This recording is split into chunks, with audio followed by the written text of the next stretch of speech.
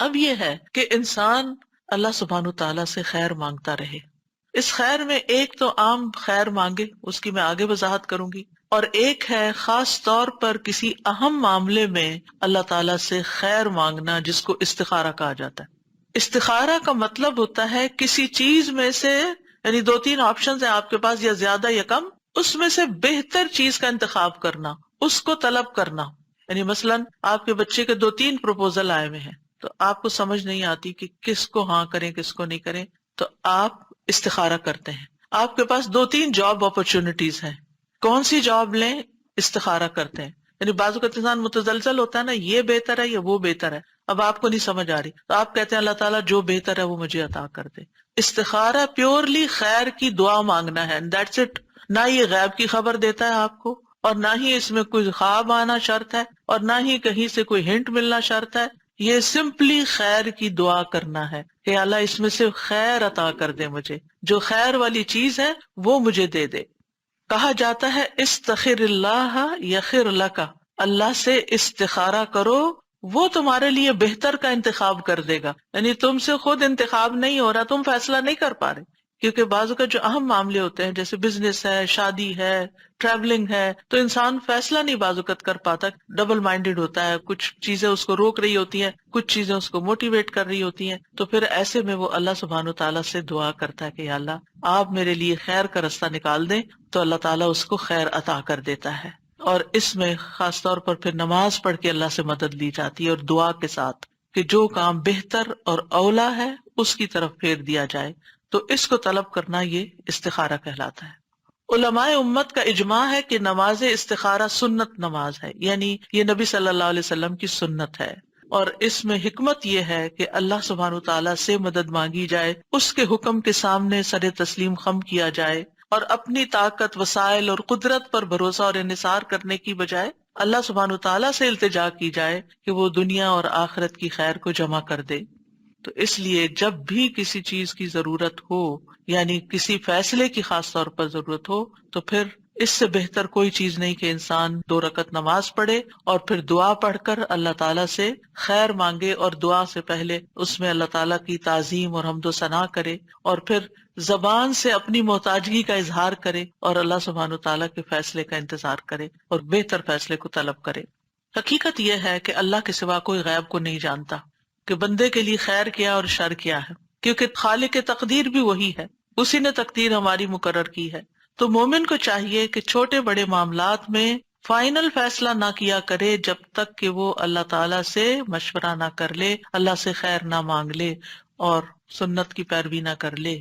Over all بھی انسان اللہ کا محتاج ہی ہے. یا ایھا الناس انتم الفقراء الی اللہ واللہ هو الغنی الحمید، اے لوگو تم ہی اللہ کی طرف محتاج ہو، تمہیں ضرورت ہے، اللہ کو نہیں تمہاری ضرورت کہ تم نماز پڑھو گے تو اللہ تعالیٰ کو کوئی فائدہ ہوگا، نہیں، تم اللہ کی طرف محتاج ہو، اور اللہ ہی سب سے بے پرواہ اور تمام تعریفوں کے لائق ہے. انسان خیر اور شر کے بارے میں کوئی علم نہیں رکھتا. بعض اوقات وہ ایک چیز کو اپنے لیے خیر سمجھ رہا ہوتا ہے اور وہی اس کے لیے کیا ہوتی ہے؟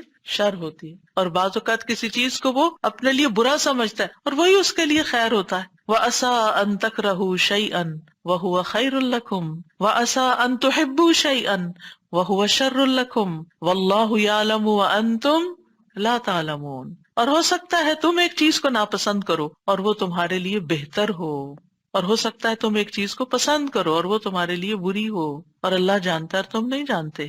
تو یاد رکھیں جب انسان اللہ سے دعا کر لیتا ہے نا، پھر اس کے بعد جو بھی نتیجہ سامنے آتا ہے تو انسان اس کے بارے میں مطمئن ہو جاتا ہے، اور وہ یہ یقین رکھتا ہے کہ میرے بارے میں اللہ کا ہر فیصلہ خیر کا فیصلہ ہے، ہر فیصلہ خیر کا فیصلہ ہے. حضرت انس رضی اللہ عنہ کہتے ہیں میں نے نبی صلی اللہ علیہ وسلم کو فرماتے ہوئے سنا کہ مجھے تو مومن پہ تعجب ہوتا ہے کہ بے شک اللہ اس کے لیے جو فیصلہ بھی فرماتا ہے وہی اس کے حق میں بہتر ہوتا ہے. یعنی اس نے اللہ سے فیصلہ طلب کیا، اللہ سے مدد مانگی، اللہ نے اس کو ایک راہ دکھا دی، وہی اس کے لیے خیر ہے، چاہے بظاہر اس میں کچھ تکلیفیں بھی آ رہی ہوں. کیونکہ بعض لوگ یہ کہتے ہیں نا کہ ہم نے تو استخارہ بھی کیا تو پھر یہ کیوں ہو گیا. بھائی اس میں بھی کوئی حکمت تھی. تم اس کو عسیٰ ان تکرہوا شیئا ویجعل اللہ فیہ خیرا کثیرا، ہو سکتا ہے ایک چیز کو تم ناپسند کرو کہ یہ کیا چیز میرے پلے مجھے پڑ گئی ہے، یہ بزنس تو مجھے نہیں چاہیے تھا، یہ جاب نہیں چاہیے تھی، کاش میں وہ فلاں کو ہاں کر دیتا، وہاں بہتری تھی. نہیں، جو بھی اللہ نے تمہارے لیے فیصلہ کیا اب اس پہ راضی ہو جاؤ اور اس میں خیر کا انتظار کرو. نبی صلی اللہ علیہ وسلم استخارے کی دعا قرآن مجید کی سورت کی طرح سکھایا کرتے تھے صحابہ کو. جابر کہتے ہیں آپ ہمیں تمام معاملات میں استخارہ کرنے کی اسی طرح تعلیم دیتے جس طرح ہمیں قرآن کی کوئی سورت سکھاتے تھے. تو قرآن کی سورت کس طرح سکھاتے تھے کہ اس میں کوئی غلطی نہ ہو اور پوری مکمل طور پر پڑھی جائے. تو صحابہ کی بھی پھر کیا عادت ہوئی، وہ ہر معاملے میں اللہ تعالیٰ سے مشورہ کرتے تھے. سبحان اللہ. خاص طور پر آپ دیکھیے حضرت زینب کا معاملہ، حضرت زینب کے نکاح کی بات مجھے بہت زیادہ حیران کرتی ہے. حضرت انس کہتے ہیں جب حضرت زینب کی طلاق کی عدت ختم ہوئی جو حضرت زید رضی اللہ عنہ سے تھی، تو رسول اللہ صلی اللہ علیہ وسلم نے حضرت زید ہی سے فرمایا کہ حضرت زینب کو جا کے میری طرف سے نکاح کا پیغام دو. آپ سوچیے ہمارے معاشرے میں کبھی ایسا ہو سکتا ہے؟ ہمارے معاشرے میں تو یہ مسئلہ ہے کہ اگر کسی نے طلاق دی اور پتہ چلے کہ اس لڑکی کی شادی کہیں اور ہونے لگی ہے تو پھر تو قیامت ہی آ جائے گی. پھر تو وہ فساد اور طوفان اٹھائیں گے اور کئی طرح کے شر کے دروازے کھول دیں گے کہ اس لڑکی کی شادی اگر ہم نے نہیں رکھا اس کو تو کوئی بھی نہ رکھے. عجیب طرح کی نفسیات ہے لوگوں کی کیونکہ دین سے دور ہیں. اگر وہ یہ حدیث پڑھ لیں نا کہ نبی صلی اللہ علیہ وسلم نے حضرت زید ہی کو کہا اور وہ ان کے ایکس ہسبینڈ ہیں، اب طلاق ہو چکی ہے، اور وہی جا کے ان کو پیغام دے رہے ہیں. زید رضی اللہ عنہ کہتے ہیں میں گیا، میں نے کہا اے زینب خوش ہو جاؤ، یعنی مجھ سے تمہاری جان چھوٹی، اب خوش ہو جاؤ کہ اللہ کے رسول صلی اللہ علیہ وسلم نے تمہارے پاس مجھے نکاح کا پیغام دے کے بھیجا ہے. حضرت زینب کا جواب دیکھیے، کہنے لگی میں کوئی فیصلہ نہیں کروں گی حتیٰ کہ اپنے رب سے مشورہ کر لوں. پیغام کس کی طرف سے تھا؟ اللہ کے نبی کی طرف سے. ایک عورت کے لیے اس سے بڑا شرف کیا ہو سکتا ہے کہ وہ کسی نبی کی بیوی ہو. اور اس وقت بھی وہ اس خوشی کے عالم میں، اس ایکسائٹمنٹ میں یہ نہیں بھولی کہ لیٹ می ڈو استخارہ فرسٹ، پہلے میں استخارہ کروں. اور ہمیں تو کوئی اگر آفر ہو اور کوئی دنیا کے لحاظ سے کوئی چارمنگ سی چیز نظر آ رہی ہے اور ہمیں پتہ چلے یہ ہمارے لیے، تو ہم کہتے چلو ڈن کر دو جلدی سے. استخارہ تو نہیں کرتے. آپ کو یہ ہوتا نہیں وہ ہاتھ سے نکل جائے گی بس فوراً جلدی کرو، وہ استخارہ بعد میں ہوتا رہے گا. نہیں، پہلے استخارہ پھر ہاں.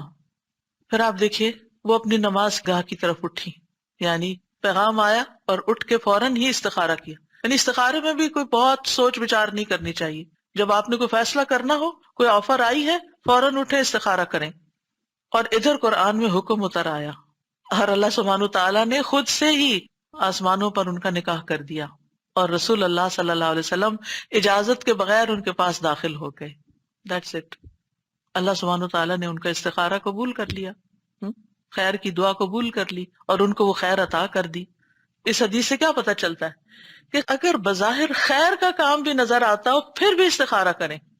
آپ ہر لحاظ سے بالکل سیٹسفائیڈ ہیں، بس آخری فائنل سگنیچر کرنے جا رہے ہیں، آپ کا دل بھی مطمئن ہے، شرح صدر ہے، پھر بھی استخارہ کریں. امام نووی کہتے ہیں اس حدیث سے واضح طور پر پتہ چلتا ہے کہ جو کسی کام کا ارادہ کرے اس کے لیے نماز استخارہ پڑھنا مستحب ہے، خواہ وہ کام بظاہر خیر کا ہی کیوں نہ ہو.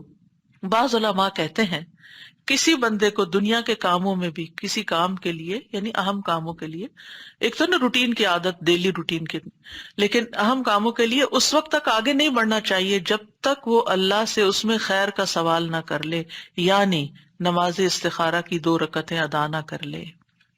استخارہ شرمندگی سے بچانے کا ذریعہ ہے. شیخ الاسلام ابن تیمیہ کہا کرتے تھے جو انسان خالق سے استخارہ کرے اور مخلوق سے مشورہ کرے اور اپنے کام میں ثابت قدمی دکھائے وہ کبھی پشیمان نہیں ہوگا. یعنی اپنی طور پر ایفرٹ کرتا رہے، آگے بڑھتا رہے، انسانوں سے مشورہ کرتا رہے اور اللہ سے دعا کرتا رہے، کامیابیوں کے دروازے کھل جائیں گے. یہ 3 فیکٹرز ہیں. ایک ہے آپ کی ذمہ داری، اور وہ کیا ہے؟ محنت کرنا، کوشش کرنا، قدم بڑھانا. دوسرا ہے لوگوں کے ساتھ مشورہ، اچھے قابل لوگوں کی رائے لینا جو اس چیز، اس فن کے ماہر ہوں، ان سے پوچھنا. اور تیسرے ہے اللہ سبحانہ تعالیٰ کی مدد حاصل کرنا. جو شخص یہ تینوں کام کر لیتا ہے وہ ناکام نہیں ہوتا، پھر وہ کہیں نہ کہیں سے خیر پا ہی لیتا ہے. بعض حکماء کہتے ہیں جسے 4 چیزیں عطا کر دی گئیں وہ 4 چیزوں سے محروم نہیں ہوتا. نمبر 1، جسے شکر گزاری کی توفیق دے دی گئی اسے مزید ملنے سے محروم نہیں کیا جاتا. سبحان اللہ، یعنی اس کو مزید نعمتیں ملتی چلی جائیں گی جب تک وہ شکر گزار ہوگا. نمبر 2، جسے توبہ کی توفیق دے دی گئی اسے اس کی قبولیت سے محروم نہیں کیا جاتا. نمبر 3، جسے استخارہ کرنے کی توفیق دے دی گئی اسے بہتری سے محروم نہیں کیا جاتا. اور نمبر 4، جسے مشورہ کرنے کی توفیق دے دی گئی وہ درست بات سے محروم نہیں کیا جاتا. اگر ہماری زندگی میں ناکامیاں ہیں تو وہ ہمارے اپنے کیے کی وجہ سے ہیں. ہم نے ان چیزوں پر عمل نہیں کیا، ہم نے خود کوشش نہیں کی پوری جیسی کوشش کا حق ہے، ہم نے لوگوں سے مشورہ نہیں کیا جیسے مشورہ کرنے کا حق ہے، ہم نے اللہ سے مدد نہیں مانگی، توبہ نہیں کی، استغفار نہیں کی جیسے کرنے کا حق ہے، ورنہ کبھی بھی ناکام نہ ہو. اللہ سبحانہ تعالیٰ دنیا اور آخرت کی خیر عطا کرتا ہے ایسے بندوں کو. یہ عقل مند ہونے کی نشانی ہے، سمجھدار ہونے کی نشانی ہے. استخارہ کن چیزوں میں کیا جا سکتا ہے؟ تمام جائز اور مستحب کاموں میں، جیسے شادی ہے، کاروبار ہے، کوئی بزنس ہے. اور اسی طرح جب 2 جائز کاموں میں کانفلکٹ ہو رہا ہو، یہ کروں یا یہ کروں، اس وقت بھی یعنی بہتر کیا ہے میرے لیے. 2 جاب آفرز ہیں، 2 رشتے ہیں، 3 ہیں، زیادہ ہیں، ان میں سے کس کا انتخاب کروں، پھر استخارہ کریں. علماء کہتے ہیں انسان کے لیے ضروری ہے کہ وہ شادی کرنے سے پہلے استخارہ کرے اور رشتے کے معاملے میں متعلقہ شخص سے مشورہ کرے، کیونکہ نبی صلی اللہ علیہ وسلم صحابہ کو اسی طرح استخارہ سکھاتے تھے جیسے قرآن کی سورت. اور جب استخارہ چھوٹے چھوٹے کاموں میں ضروری ہے تو زندگی کے اس اہم مرحلے پر کیوں نہیں ضروری. اور پھر آپ دیکھیے اس معاملے میں حضرت زینب کا ہی واقعہ، پھر صحیح مسلم کی روایت اب بتا دیتی ہوں کیونکہ خوبصورت واقعہ، تھوڑے سے الفاظ فرق ہیں. حضرت انس کہتے ہیں جب زینب رضی اللہ عنہ کی عدت گزر گئی تو رسول اللہ صلی اللہ علیہ وسلم نے حضرت زید سے فرمایا کہ زینب کے سامنے ان کی میرے ساتھ شادی کا ذکر کرو. زید رضی اللہ عنہ چلے گئے، حتیٰ کہ ان کے پاس پہنچے تو وہ آٹے میں خمیر ملا رہی تھی، یعنی فرمنٹیشن. تو اس سے یہ پتہ چلتا ہے کہ خمیری روٹی کھانا جو ہے اور فرمنٹیشن کرنا جو ہے آٹے کی، وہ اس کے فائدے کو بڑھا دیتا ہے. ٹھیک ہے. بہرحال تو زید کہتے ہیں جب میں نے انہیں دیکھا میرے دل میں ان کی عظمت بیٹھ گئی کہ اب یہ اللہ کے رسول صلی اللہ علیہ وسلم نے ان کو پیغام دیا ہے، حتیٰ کہ میں ان کی طرف نظر بھی نہ اٹھا سکتا تھا کیونکہ رسول اللہ صلی اللہ علیہ وسلم نے ان سے شادی کا ذکر کر دیا تھا. سبحان اللہ، صحابہ کے اندر کیسا ایمان تھا نا، کیسی حکمت تھی کہ چونکہ اب رسول اللہ صلی اللہ علیہ وسلم نے پیغام بھیج دیا، اب میں ان کو نہیں دیکھ سکتا. میں نے ان کی طرف اپنی پیٹھ کی اور ایڑیوں کے بل مڑا اور کہا زینب، رسول اللہ صلی اللہ علیہ وسلم نے آپ کا ذکر کرتے ہوئے پیغام بھیجا ہے. انہوں نے کہا میں کچھ نہیں کرنے والی یہاں تک کہ اپنے رب سے مشورہ کر لوں. چنانچہ وہ اپنی نماز کی جگہ پر، مخصوص جگہ تھی ان کی نماز کی، وہاں جا کر کھڑی ہوئی اور قرآن کی آیات نازل ہو گئیں. فلما قضا زید منہا وطرا زوجناکہا، اللہ تعالیٰ نے اپنے اوپر لیا، ہم نے آپ کا نکاح ان سے کر دیا. تو اس سے پتہ چلتا ہے کہ مرد بھی استخارہ کرے گا تو عورت بھی استخارہ کر سکتی ہے. حضرت زینب نے استخارہ کیا، یعنی اس واقعے سے ایک اور بات یہ پتہ چلتی ہے. اور حرام اور مکروہ کاموں میں استخارہ نہیں کرنا چاہیے، یعنی غلط کام کے لیے، چوری کرے کہ نہ کرے. اسی طرح واجبات میں استخارہ نہیں کرنا چاہیے. واجبات کیا ہیں کہ جیسے والدین کی خدمت، ان کے ساتھ احسان واجب ہے، تو اب کوئی استخارہ کرے کہ میں ماں باپ کی ملاقات کے لیے جاؤں کہ نہ جاؤں اور میں ان کی خدمت کروں کہ نہ کروں، یہ استخارے کی چیز نہیں ہے. اسی طرح نماز پڑھوں کہ نہ پڑھوں، یعنی زور کی نماز اب آ رہی ہے تو پہلے استخارہ کر لوں کہ پڑھنی چاہیے کہ نہیں، تو نہیں، وہ تو آلریڈی فرض ہے آپ پر. یعنی استخارہ ان کاموں میں کیا جاتا ہے جن کے بارے میں بندے کو ان کے درست ہونے اور نفع مند ہونے کا صحیح پتہ نہ چلے کہ واقعی میرے لیے ٹھیک ہے یا نہیں. جہاں تک عبادات کا تعلق ہے، واجبات کا تعلق ہے، ذمہ داریوں کا تعلق ہے، میں اپنے بچوں کی ٹیک کیئر کروں کہ نہ کروں، ان میں استخارہ نہیں ہوگا، یہ تو آپ کو کرنا ہی کرنا ہے. استخارے کا طریقہ نبی صلی اللہ علیہ وسلم نے سکھایا، اور وہ کیا ہے کہ جب تم میں سے کوئی کسی کام کا ارادہ کرے تو فرض نماز کے علاوہ 2 رکعت نفل پڑھے، پھر کہے اے اللہ میں تیرے علم کے ذریعے سے خیر کا طالب ہوں، یعنی استخارہ کی دعا پڑھے. بعض کہتے ہیں کہ کیا سنت نماز جو ہم سنت موقدہ پڑھتے ہیں، کیونکہ نبی صلی اللہ علیہ وسلم نے صرف فرض کو الگ کیا ہے، تو اگر ہمیں کوئی مقصد ہے اور سنت موقدہ ہم نے پڑھی ہے اور ٹائم بھی ہمارے پاس تھوڑا ہے، تو کیا اس کے بعد ہم استخارے کی دعا پڑھ لیں، یا استخارے کا مستقل نماز یعنی الگ سے 2 نفل پڑھنا ضروری ہے؟ بعض علماء کہتے ہیں کہ چونکہ من غیر الفریضہ کی بات آئی ہے تو اس سے پتہ چلتا ہے کہ سارے نوافل، سنت موقدہ، غیر موقدہ، تحیت المسجد، وضو کی سنتیں، اشراق، چاشت، تہجد، کسی بھی نماز کے بعد آپ استخارے کی دعا پڑھ سکتے ہیں، تو وہ استخارہ شمار ہو جائے گا، کفایت کر جائے گا، اس میں منع نہیں کیا گیا، کیونکہ منع کیا گیا فرض نماز کے لیے کہ اس میں نہیں کر سکتے۔ اور جو یہ کہتے ہیں کہ نبی صلی اللہ علیہ وسلم نے فرمایا کہ 2 رکعت نماز ادا کرے اور پھر استخارہ کی دعا پڑھے، تو دوسرا گروہ کا اوپینین یہ ہے کہ مستقل 2 نفل پڑھنے چاہیے۔ اب یہ ہے کہ دونوں طرح کی آراء جو ہیں، اگر ان کو دیکھا جائے تو ان میں وسعت ہے۔ بعض اوقات انسان کے پاس اتنا ٹائٹ ٹائم ہوتا ہے، یا یہ کہ آپ بیٹھے ہیں اپنے اشراق کے نفل پڑھ کر، اتنے میں آپ کے ہسبینڈ آتے ہیں اور وہ کہتے ہیں یہ فلاں آفر آئی ہے، کیا خیال ہے؟ تو آپ نفل ہی پڑھ چکے ہیں اور آپ اسی وقت استخارے کی دعا پڑھ لیں، یعنی آپ کے پاس ٹائم کم ہے تو جو آلریڈی نفل ہیں انہی کوئی استخارے کے بنا لیں۔ یا یہ ہے کہ دن میں مثلا آپ کو صبح 4 رکعتیں آپ پڑھتے ہیں، تو 2 اس دن کے اشراق کے پڑھ لیں اور 2 آپ استخارے کی نیت سے پڑھ لیں۔ تو اس میں وسعت ہے، یعنی اس میں ہارڈ اینڈ فاسٹ رول نہیں دیا گیا کہ نہیں نہیں آپ یہ نہیں کر سکتے۔ پھر یہ ہے کہ 2 رکعت پڑھنے کے بعد ہاتھ اٹھا کر دعا کرے، یعنی استخارے کی دعا ہاتھ اٹھا کر پڑھنی چاہیے۔ اب ایک اور سوال یہ ہے کہ کیا 2 رکعت پڑھے بغیر بھی استخارے کی دعا پڑھ سکتے ہیں؟ ٹھیک ہے، تو اصل بات تو یہی ہے کہ استخارے کی نماز ہوتی ہے، نماز کے بعد دعا کی جاتی ہے۔ بعض علماء کہتے ہیں سلام سے پہلے ہی پڑھ لیں دعا، بعض کہتے ہیں سلام کے بعد پڑھیں۔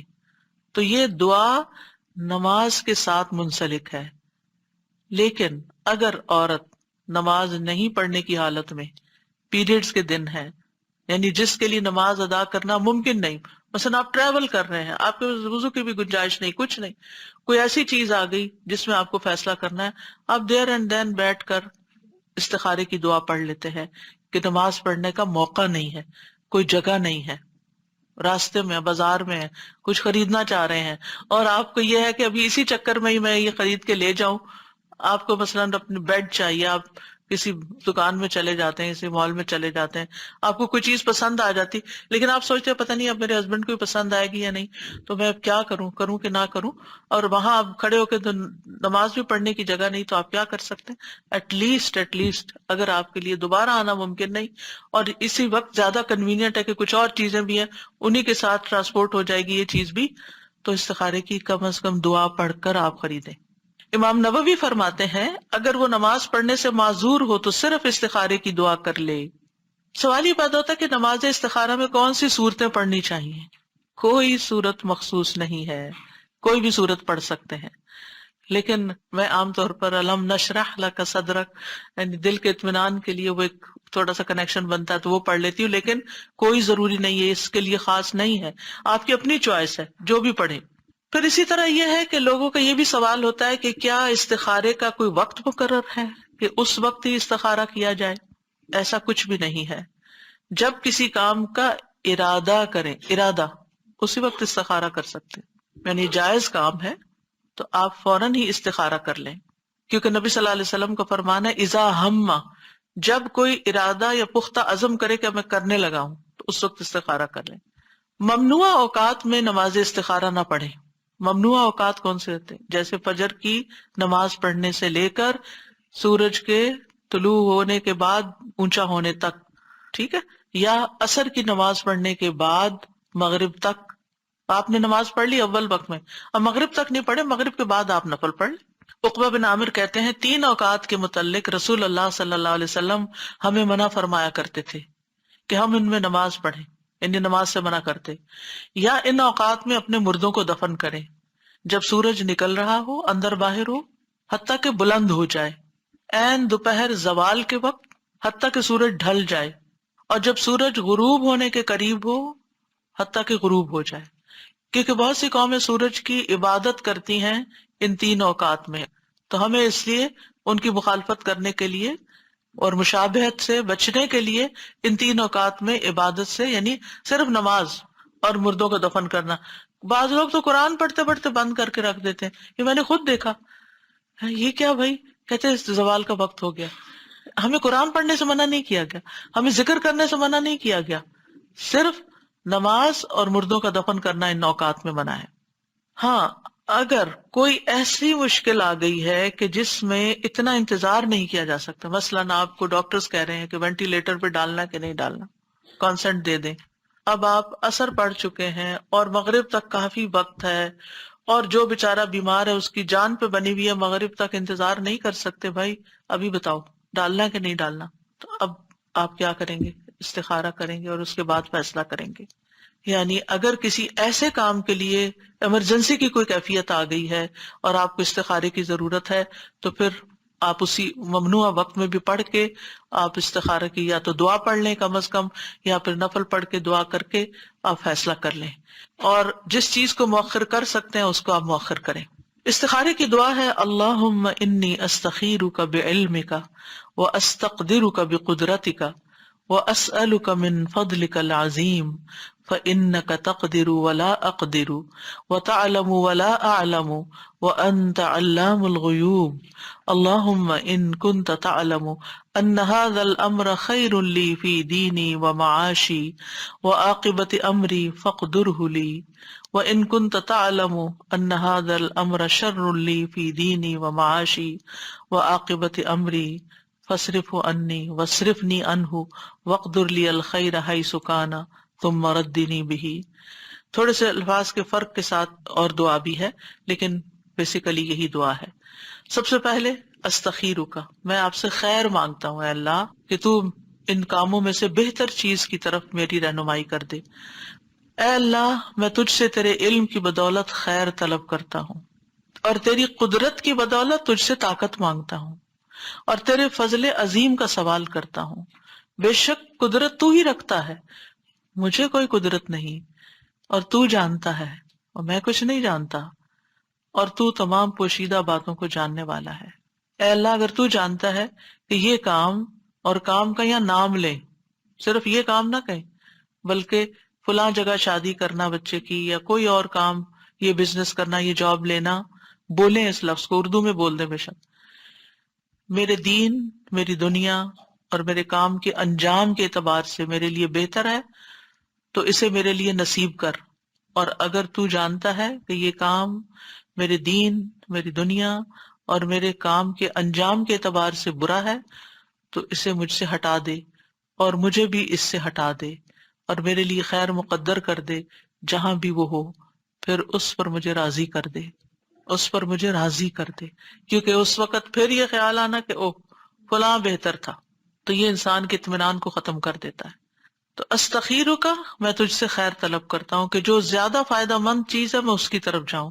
استقدرو کا، میں سوال کرتا ہوں کہ تو مجھے اپنی خاص قدرت کے ساتھ اس کام کو کرنے کی قدرت عطا فرما، یعنی میرے لیے اس خیر کو مقدر کر دے جس پہ تو قادر ہے. اور وَأَسْأَلُكَ مِن فَضْلِكَ الْعَظِيمِ، میں تجھ سے بہت بڑے فضل کا سوال کرتا ہوں، کیونکہ اللہ کی طرف سے جو کچھ بندے کو ملتا ہے وہ دراصل کیا ہے؟ اللہ کا فضل ہے، ہمارا حق نہیں ہے. اور پھر فَإِنَّكَ تَقْدِرُ وَلَا أَقْدِرُ، اس میں کس بات کا اظہار ہے؟ کہ قدرت ساری کی ساری، فیصلے کا اختیار سارے کا سارا صرف اللہ رب العزت کو ہے. وَتَعْلَمُ وَلَا أَعْلَمُ، تو جانتا ہے میں نہیں جانتا. اپنی جہالت کا اقرار کر کے، اپنی کمزوری کا اعتراف کر کے، اپنی محتاجگی کا اقرار کر کے اللہ تعالیٰ کے آگے عجز و انکساری کرنا، یہ اللہ تعالیٰ کو پسند ہے. وَأَنْتَ عَلَّامُ الْغُیُوبِ، اور تو خوب خوب جانتا ہے سارے غیبوں کو، کوئی چیز تجھ سے چھپی ہوئی نہیں، کوئی چیز تجھ سے پوشیدہ نہیں. اللہم ان کنت تعلم، اے اللہ اگر تیرے علم میں ہے، اور اس میں کوئی شک نہیں کہ اللہ سب کچھ جانتا ہے. یہ عربوں کے کہنے کا ایک طریقہ ہے، ایک زبان کا اسلوب ہے. اس کا یہ مطلب نہیں کہ اگر تو نہیں جانتا نعوذ باللہ، یہ نہیں ہے مطلب. یہ کہنے کا انداز ہے کہ تو سب کچھ جانتا ہے اور تیرے علم میں ہے اگر یہ چیز میرے کام، میرے مقصد میں بہتر ہے. ان ھذا الامر، یعنی جو کام میں کرنے جا رہا ہوں، جیسے گھر خریدنے جا رہا ہوں یا گاڑی خرید رہا ہوں یا شادی کر رہا ہوں یا سفر کر رہا ہوں، اور اس کا وہ نام لے کہ مکہ کی طرف سفر کرنا میرے لیے بہتر ہے یا نہیں، تو پھر اس کو بول کر کہے.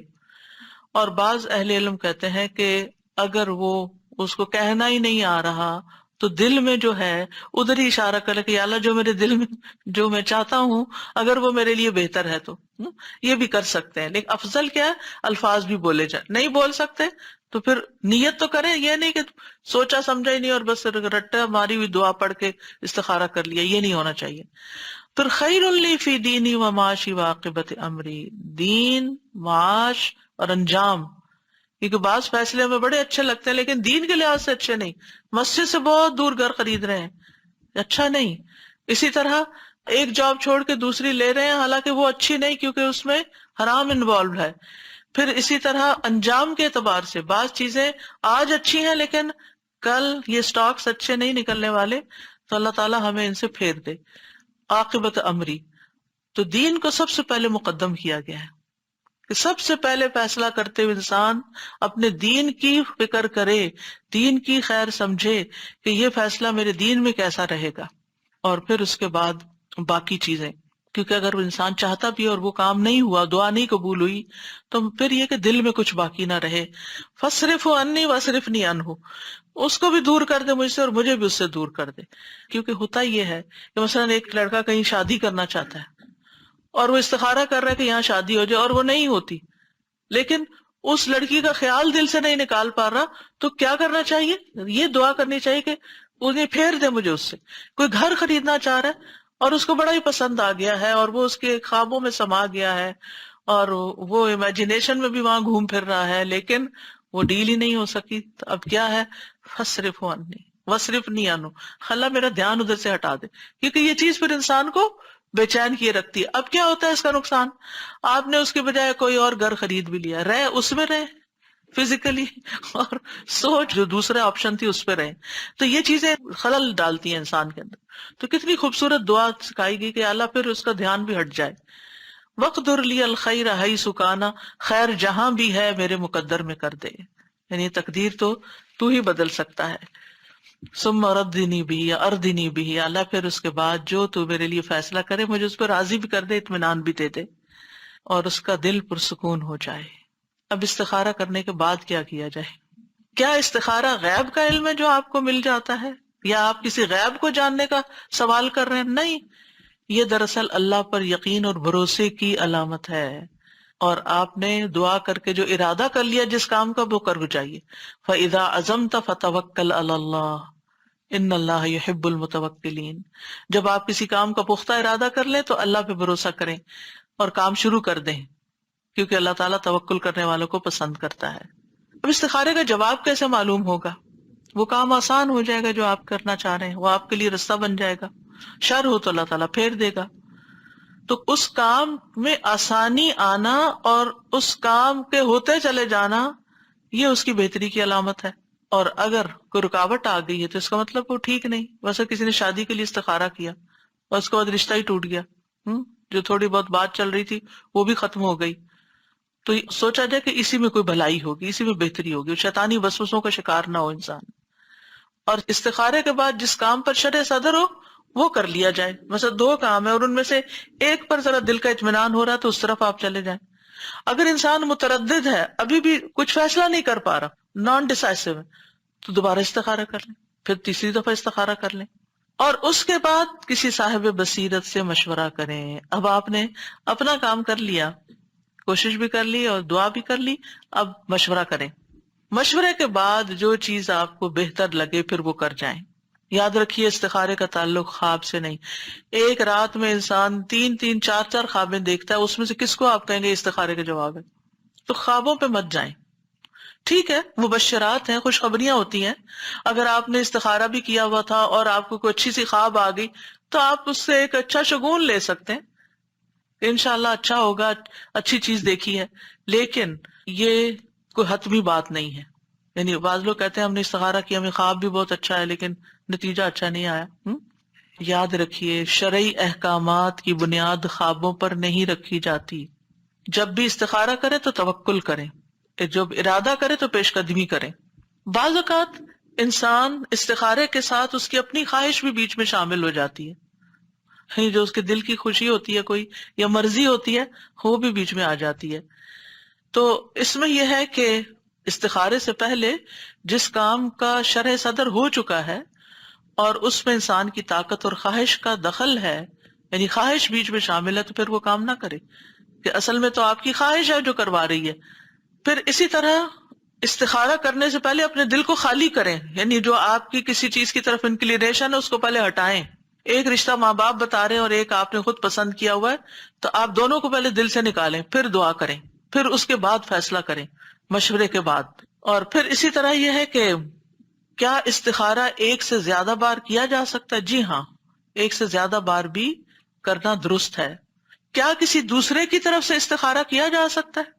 یعنی اصل میں تو استخارہ اسی کے لیے ہے جس کو کوئی کام درپیش ہے، لیکن کیونکہ رسول اللہ صلی اللہ علیہ وسلم نے فرمایا جب تم میں سے کوئی آدمی کسی کام کا ارادہ کرے تو 2 رکعت ادا کرے، تو جو کرے ارادہ وہی کرے. ٹھیک ہے. اب جیسے شادی کا معاملہ نا، بچے کی شادی ہے تو بچہ خود بھی لازمن کرے اور آپ بھی کر لے کہ کیا میں بچے کے لیے فیصلہ کر لوں، تو اس صورت میں آپ اس کی طرف سے نہیں کر رہے، آپ اپنے ڈیسیژن کے اعتبار سے کر رہے ہیں کہ میں یہ ڈیسیژن لوں کہ نہیں، اور بچہ اپنی طرف سے کرے کہ کیا یہ رشتہ میرے حق میں بہتر ہے کہ نہیں. کیونکہ آپ دیکھیے کہ آپ کے حصے کی نماز کوئی دوسرا نہیں پڑھ سکتا، روزہ کوئی رکھ لے گا، صدقہ کوئی آپ کی طرف سے کر دے گا، حج عمرہ بھی کوئی آپ کی طرف سے کر دے گا، لیکن نماز کوئی آپ کے لیے نہیں پڑھ سکتا. اس لیے یہ استخارے کروانے کا سلسلہ ختم کر دیں. یہ بہت رواج عام ہو گیا، وہ فلاں بزرگ سے استخارہ کروا لیا، تم میرے لیے کر دو، فلانا کر دو. بھئی کوئی آپ کی نماز نہیں پڑھ سکتا، آپ کو خود اپنے لیے نماز پڑھ کے دعا کرنی ہے. مثلا یہ تو نہیں ہو سکتا 2 لوگ مسجد میں آئے، ایک کہتا میں ذرا بیٹھ رہا ہوں، میں تھک گیا ہوں، میری تحیت المسجد تم پڑھ دو. کوئی اور آپ کے لیے کیسے پڑھ سکتا ہے؟ پھر استخارے کے لیے کسی کاہن نجومی کے پاس نہیں جانا چاہیے، کیونکہ جو ایسا کرے گویا اس نے محمد صلی اللہ علیہ وسلم پر نازل ہونے والی شریعت سے کفر کیا. اچھا، بعض اوقات ایک اور چیز بھی ہے کہ استخارہ بھی کیا، مشورہ بھی کیا اور شادی کی، بعد میں طلاق ہو گئی، کاروبار کیا، نقصان ہو گیا. اب ہم سمجھ رہے ہیں ہمارا تو بڑا نقصان ہے، یہ تو استخارہ ہی ٹھیک نہیں نکلا. اس طرح کی باتیں کرتے ہیں نا، استخارہ ٹھیک نہیں، بھائی استخارے میں کوئی خرابی نہیں تھی. بات یہ ہے کہ یہ طلاق ہونا ہی تمہارے حق میں بہتر تھا، اور تمہیں اللہ تعالیٰ نے اس رستے سے گزارا، یہ تمہیں کچھ سکھانے کے لیے تھا. بعض اوقات انسان کی زندگی سٹیگنٹ ہوتی ہے نا، اس کو ہوش نہیں آتی، سمجھ نہیں آتی، اس کی زندگی میں کوئی ایسا شخص آتا ہے جو اس کو خوب ستاتا ہے، اس کو انسان بنا دیتا ہے، اور پھر وہ چلا جاتا ہے سبق سکھا کے. یہ صرف ایک سناریو. اسی طرح کوئی کاروبار آپ نے کیا، شروع میں اچھا رہا اور پھر اس کے بعد آپ کو مسئلہ مسئلہ مسئلہ، آپ کہتے میں تو استخارہ کیا تھا. بھی ہو سکتا ہے اس میں کوئی ایسا ایلیمنٹ شامل ہو گیا ہو کہ اللہ تعالیٰ نہیں چاہتا اس کی وجہ سے آپ کی آخرت خراب ہو. پھر کیا ہوا؟ وہ آپ کے حق میں اچھا ہی ہے. اب آپ کچھ اور دیکھیں گے، آپ نے وہ چھوڑا بزنس، آپ نے کوئی اور شروع کیا، اس میں آپ بہت اونچے گئے. اگر آپ اسی کے اندر رہتے تو آپ کو تھوڑی آمدنی ہوتی. اسی طرح اگر آپ کسی ٹاکسک ریلیشن میں رہتے تو آپ کی زندگی حرام ہو جاتی. اللہ نے اس بندے کو آپ کی زندگی سے نکال کر آپ کے حق میں اچھا کیا، اور آپ میچور ہو گئے. آپ اس سے پہلے کچھ چیزیں نہیں جانتے تھے جو آپ نے اس کے ذریعے سیکھ لی. تو استخارے کے بعد بظاہر جو چیز شر نظر آتی ہے وہ بھی شر نہیں ہوتی، اس میں بھی خیر کے پہلو ہوتے ہیں جو اللہ کو پتا ہوتے ہیں. کیونکہ ایک دعا میں آتا ہے والخیر کلہ فی یدیک والشر لیس الیک، اللہ ساری خیر تیرے ہاتھ میں ہے اور شر کی نسبت تیری طرف نہیں، تو کسی کے لیے برا نہیں کرتا. ٹھیک ہے، یعنی بظاہر شر ہے، حقیقت میں خیر ہے، اس کے اندر خیر اور بھلائی ہے. اسی طرح بعض اوقات انسان کی زندگی میں استخارے کے بعد بھی کوئی ایسا حادثہ ہو جاتا ہے جس کو بہت دکھ دے جاتا ہے، بہت تکلیف دے جاتا ہے، وہ کوئی چیز انسان کو پریشان کر جاتی ہے، وہ آزمائش ہوتی ہے. اس میں آپ دیکھیے حدیث میں آتا ہے جب اللہ کے ہاں کسی بندے کا مقام اور مرتبہ اس درجے سے آگے بڑھ جاتا ہے جہاں اس کا عمل نہیں پہنچتا، تو اللہ تعالیٰ اسے جسمانی یا اولاد یا مالی آزمائش میں مبتلا کر دیتا ہے. پھر اس پر وہ صبر کرتا ہے یہاں تک کہ وہ اس درجے تک جا پہنچتا ہے جو اس کے لیے طے ہو چکا ہوتا ہے. وہ اس کا مقام بہت اعلیٰ تھا، لیکن وہ جو روزمرہ کے عمل کر رہا تھا نا، وہ کافی نہیں تھے وہاں تک جانے کے لیے. اللہ نے آزمائش سے گزار کر وہاں پر اس کو رکھا. تو شر پر کبھی بھی نظر نہ رکھیں، خیر ہی کی طرف نظر رکھیں کہ تکلیف میں بھی خیر ہے. اسی طرح مثلا آپ نے استخارہ کر کے، مشورہ کر کے سب کچھ، آپ نے شادی کی، لیکن ایسی بیوی یا ایسا شوہر ملا کہ جس کے ساتھ روز ہی کوئی نہ کوئی انبن ہو جاتی ہے، کوئی نہ کوئی تکلیف اس سے پہنچتی ہے، تو نبی صلی اللہ علیہ وسلم نے فرمایا کوئی مومن شخص کسی مومن عورت سے بغض نہ رکھے، یعنی بیوی سے نفرت نہ رکھو، دل میں گرجز نہ رکھو۔ اگر عورت کی ایک عادت ناپسند ہوگی تو کوئی دوسری عادت پسند ہوگی، تو بظاہر اس میں شر ہے لیکن اس میں بھی خیر چھپی ہوئی ہے۔ پھر یہ کہ استخارے کے بعد جو معاملات ہوں ان پر راضی رہنا چاہیے، اللہ تعالیٰ کو بلیم نہیں کرنا چاہیے کہ میں نے تو اللہ سے مشورہ کر کے یہ کیا تھا اور یہ کیا ہو گیا، یہ الفاظ بھی منہ سے نہیں نکالنے چاہیے۔ اور پھر آپ دیکھیے چیزوں کو ان کے الٹیمیٹ انجام کے مطابق دیکھنا چاہیے، اس لحاظ سے دیکھنا چاہیے۔ اور الٹیمیٹ انجام کسی بھی چیز کا کہاں ہے؟ دنیا میں۔ وہ چیز آپ کی آخرت کے لیے کیسی ہوئی یہ دیکھنا چاہیے۔ حدیث میں آتا ہے دنیا کی لذت آخرت کی کڑواہٹ ہے اور دنیا کی تلخی آخرت کی لذت ہے۔ سبحان اللہ، اگر یہ بات یاد رہے تو ہماری زندگی میں جتنی بھی تلخیاں، جتنی بھی کڑواہٹیں، وہ ہمیں کڑواہٹ ہی نہ لگے، کیونکہ وہ ہماری آخرت کی مٹھاس ہے۔ کوئی چیز ہوتی ہے نا انسان کو زندگی میں ہر وقت بادر کیے رکھتی ہے، مثلا کوئی انسان ہے، آپ ان سے انٹریکٹ کریں تب بھی آپ تکلیف میں، آپ ان سے الگ ہوں تب بھی آپ تکلیف میں۔ مثلا بچے ہی ہوتے ہیں نا بعض اوقات کہ آپ کے پاس بیٹھتے ہیں تو کوئی ایسی بات کریں گے تو آپ کو تکلیف دے گی، وہ دور جاتے ہیں تو دور رہنے کی وجہ سے آپ کسی حال میں بھی راضی نہیں، اب یہ چیز آپ کو بادر کر رہی ہے، بادر کر رہی ہے، اب آپ سوچتے ہیں کہ یہ میری تو قسمت پھوٹ گئی، کبھی یہ جملہ نہ بھولیں۔ نہیں، یہ اللہ کا فیصلہ تھا، اللہ سبحانہ تعالیٰ نے آپ کو اس امتحان سے گزارا ہے کیونکہ وہ اس کے بدلے میں آپ کو آخرت میں مٹھاس دینا چاہتا ہے، آخرت میں مٹھاس دینا چاہتا ہے۔ یہ دنیا کی کڑواہٹ میری آخرت کی مٹھاس ہے، اس جملے کو پکا کر لیں اپنے دماغ میں۔ جہاں کہیں تکلیف پیش آئے سوچیں یہ میری آخرت کی مٹھاس ہے، اللہ نے مجھے اس کا بدلہ وہاں دینا ہے، تو آپ کو کوئی بھی چیز بری نہیں لگے گی۔ اور ویسے بھی انما الاعمال بالخواتیم، عمل کا دار و مدار تو خاتمے پر ہے، اینڈ کہاں پر ہوا، نتیجہ کیا نکلا، یعنی آخرت میں اس کا انجام کیا ہوا۔ یہ تو تھا استخارہ۔ مختصراً خیر کے حصول کی کچھ اور دعائیں بھی ہیں، جن میں سب سے پہلے تو یہی ربی انی لما انزلت الی من خیر فقیر، اور اسی طرح اللہم استہدیک لارشد امری واعوذ بک من شر نفسی، اے اللہ میں تجھ سے اپنے معاملات میں رشد و ہدایت کا طلبگار ہوں اور اپنے نفس کے شر سے تیری پناہ میں آتا ہوں۔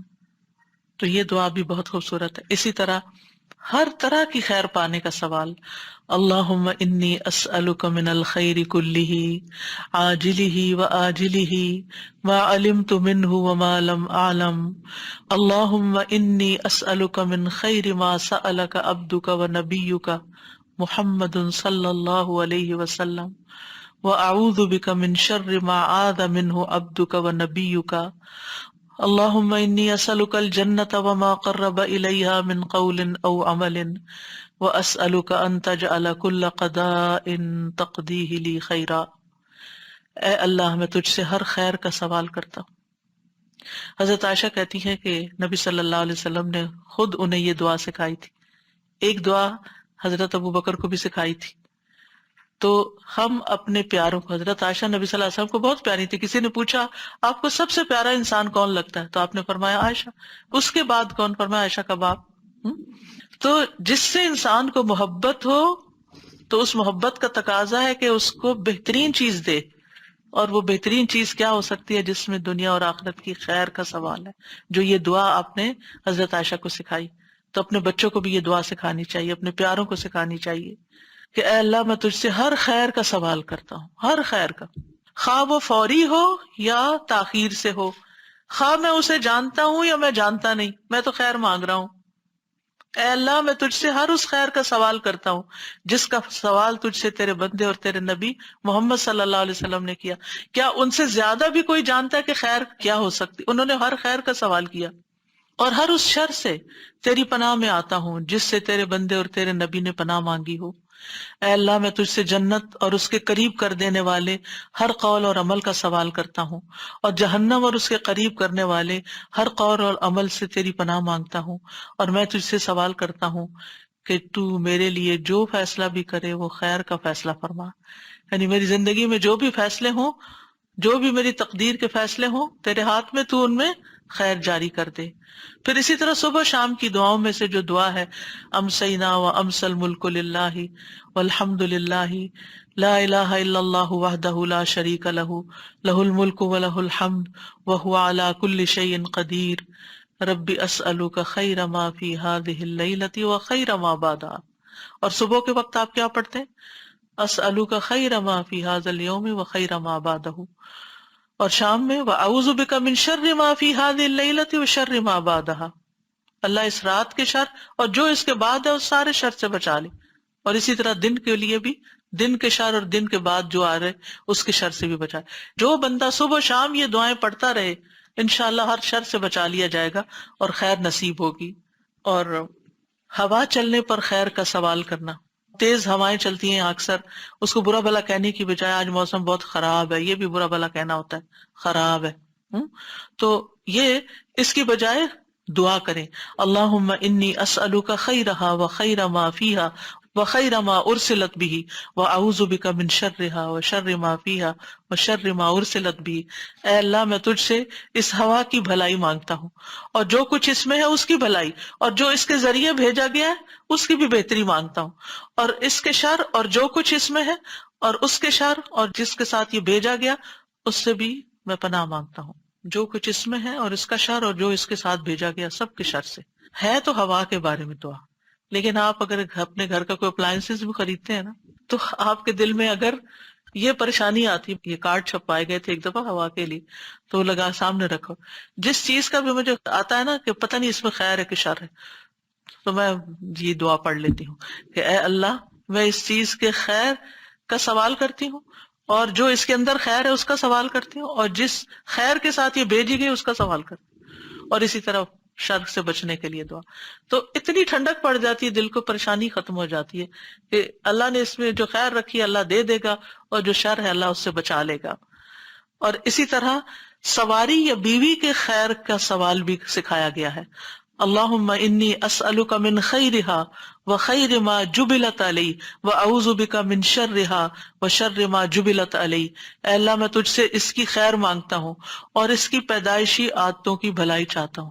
کچھ پیکج ہوتے ہیں نا انسان کے ساتھ ہی ہوتے ہیں، عورت ہو مرد تو دونوں کے لیے ہو سکتا ہے، کہ وہ ان کی عادتیں ہوتی ہیں، آپ بدل نہیں سکتے ان کو، انہوں نے زندگی گزاری ہوتی ہے ان کے ساتھ اور آپ خواہ مخواہ ہر وقت ٹینشن کا شکار ہیں. انہوں نے نہیں بدلنا، آپ کو بدلنا، ایکسپٹ کریں کہ یہ ایسے ہی ہے تو آپ کی زندگی آسان ہو جائے گی. تو اس صورت میں پھر یہ دعا کرنی چاہیے اور تیری پناہ مانگتا ہوں اور اس کے شر سے اور اس کی پیدائشی عادتوں کے شر سے تیری پناہ مانگتا ہوں. اور نبی صلی اللہ علیہ وسلم نے فرمایا جب میں تم میں سے کوئی بیوی حاصل کرے یا خادم لائے گھر میں یا جانور لے کر آئے یا کوئی مطلب جو پھر وہی بات جیسے میں کہہ رہی ہوں کہ اپلائنسز کو لے کر آئے ہیں تو اب آپ بکریاں تو خریدنے سے رہے، تو ایسے موقعوں پر یہ دعا پڑھنی چاہیے. پھر اسی طرح لباس پہنتے وقت جو دعا ہے اللہم لک الحمد انت کسوتنیہ اسألک من خیرہ وخیر ما صنع لہ واعوذ بک من شرہ وشر ما صنع لہ. اے اللہ سب تعریفیں تیرے لیے، تو نے ہی یہ مجھے پہنایا، میں تجھ سے اس کی خیر اور جس کے لیے یہ کپڑا بنایا گیا اس کی خیر کا سوال کرتا ہوں، اور اس کی برائی اور جس کے لیے یہ بنایا گیا اس کی برائی سے تیری پناہ چاہتا ہوں. پھر اسی طرح کھانے کے بعد خیر کی دعا کرنا اللہم بارک لنا فی واطعمنا خیرا منہ. اللہم بارک لنا فی واطعمنا خیرا منہ. اے اللہ ہمیں اس میں برکت عطا کر اور ہمیں اس سے بہتر کھانا کھلا. اور دوسروں کو خیر کی دعا دیتے رہا کریں جزاک اللہ خیرا. اور اسی طرح شادی کی دعا جو ہے وہ بھی بارک اللہ لک و بارک علیک و جمع بینکما فی خیر. اللہ تمہیں برکت دے اور اس برکت کو تم پہ قائم رکھے اور تم دونوں کو خیر پر جمع رکھے. وآخر دعوانا ان الحمد للہ رب العالمین. سبحانک اللہم و بحمدک اشہد ان لا الہ الا انت استغفرک و اتوب الیک. السلام علیکم و رحمۃ اللہ وبرکاتہ.